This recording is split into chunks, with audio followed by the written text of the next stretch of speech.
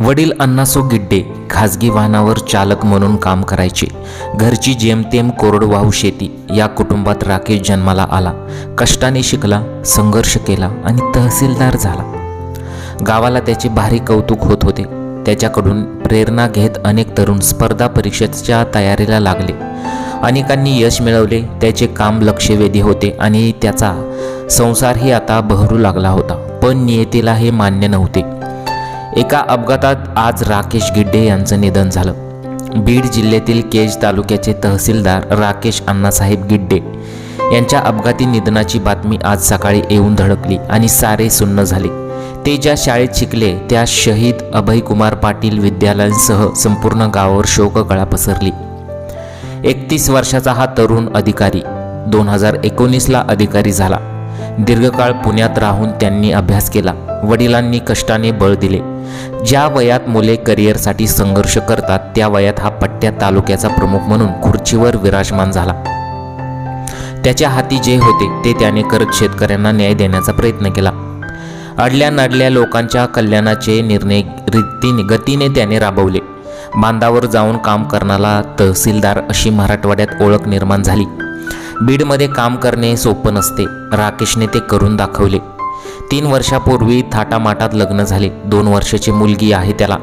पोरगा तहसीलदार झाल्याने कुटुंबाचे नशीबही पालटले. शेतीत विकास सुरू झाला.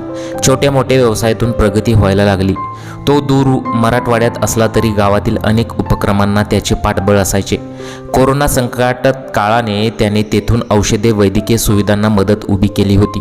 राज्यातील कित्येक होतकरू तरुणांना तो स्पर्धा परीक्षेच्या तयारीबाबत मार्गदर्शन करायचा. त्याच्याकडून खूप मोठ्या अपेक्षा होत्या, पण नियतीच्या मनात काही वेगळंच होते. कष्टाने तहसीलदार झाला, पण त्याचा डाव अर्ध्यावर मोडला. संबंधित मराठवाडा सुन्न झालेला आहे. त्यांचे मूळ गाव एरंडोल आणि त्याच गावावर आज शोककळा पसरलेली आहे.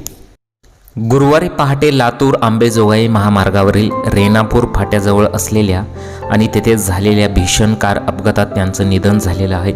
त्यांच्या निधनाने सर्वत्र हळहळ व्यक्त केली जात आहे. राकेश गिड्डे हे स्वतःच्या कारने प्रवास करत असताना त्यांच्या कारचा अपघात झाला. प्राथमिक माहितीनुसार कारमध्ये ते एकटेच होते आणि गाडी वेगात असताना अचानक नियंत्रण सुटून पलटी झाल्याने हा अपघात घडल्याचा अंदाज रेणापूर पोलिसांनी वर्तवला आहे. अपघाताची तीव्रता इतकी मोठी होती की यामध्ये त्यांचा जागीच मृत्यू झाला. केजवरून लातूरला येत असताना हा अपघात झाल्याची माहिती पुढे येत आहे. घटनेची माहिती मिळताच स्थानिक पोलिसांनी तातडीने धाव घेऊन त्यांचा मृतदेह उत्तरीय तपासणीसाठी रेणापूर येथील ग्रामीण रुग्णालयात दाखल केला होता.